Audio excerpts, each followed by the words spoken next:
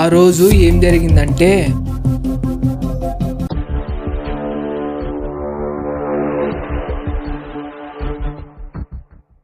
ఎవరు కావాలన్నా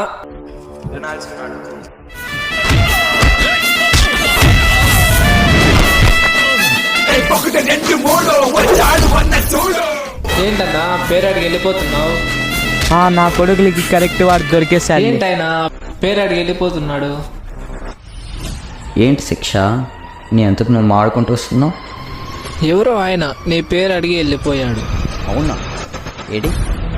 ఆయన ఎప్పుడో వెళ్ళిపోయాడులే. హెన్రీ, మనకి కావాల్సిన వాడు దొరికేశాడు. నువ్వు వాడిని లైన్లో పెట్టు, ఇక నాకు పని చాలా ఉంది.